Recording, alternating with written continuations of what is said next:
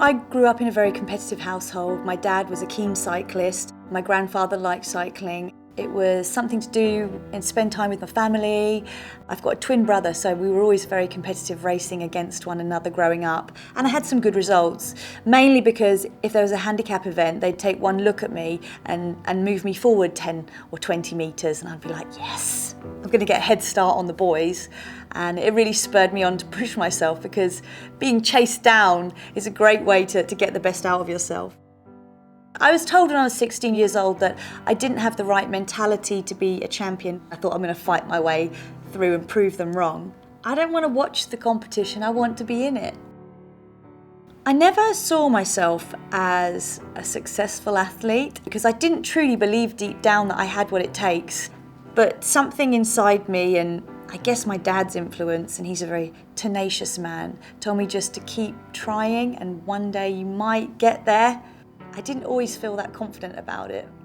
It wasn't until I became world champion for the first time that I thought, oh, I can do this. I can really do this.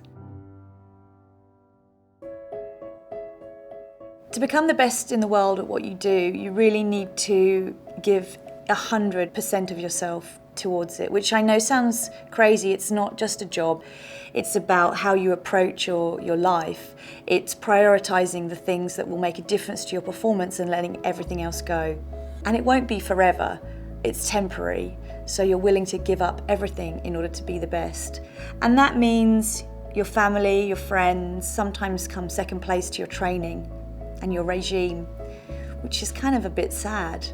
But when I was in training, only one thing mattered. I think I'm a very self-critical individual. Like, I always overanalyze everything that I do or that I say. And for me, the focus goes straight towards the negatives and think, well, how can I do it better? And how could I be more efficient, more effective? I even cannot watch my Olympic performances back without a certain amount of discomfort, because I didn't think I did a very good job. I could have done it better. I feel like I'm still striving for something, and I will always be striving for something better. I wish I understood why I felt this need to keep pushing.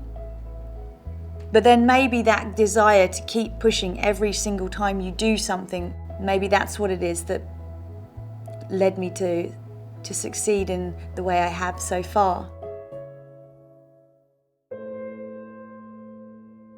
I was diagnosed with severe depression and anxiety. Everyone told me to be kind to myself, to be patient, but I'm an impatient kind of person. And I was incredibly annoyed with myself and embarrassed, because I was like, I've been Olympic champion. How can I not beat this? And I would beat myself up about not being able to fix the fact that I didn't feel okay, which is the most ridiculous thing, because number one rule is don't beat yourself up. So it's been a tough journey for me to really accept that. Some things just take time. It's a learning experience. It makes you stronger. It's not a weakness. It's just part of being human. I guess I really have something to prove to myself, and I'm not quite sure how to do it. So I'm going to keep trying and pushing until eventually I get there, I think. Because in sport, I did okay, but I don't feel like that's the final chapter of, my story. I feel like there's more things I want to achieve, things I want to experience. You have to have the mentality that you won't give up. You can't give up. And that means that it's going to be a struggle and it's going to be tough at times, but you have to keep fighting until you absolutely can't do anything more, and then give it one more go. I think it takes a certain level of tenacity and also resilience, because there's knockbacks all along the journey, and you have to be the kind of person that learns from them, whether they were your mistakes or someone else's poor judgment, and understand them and use them to your own advantage. Make it your own journey. Don't feel like you necessarily have to follow what someone else did, and don't let other people judge what you're capable of. If I have listened to the people around me telling me that I wasn't the right body shape, I didn't have the right mentality, then I wouldn't have gone anywhere.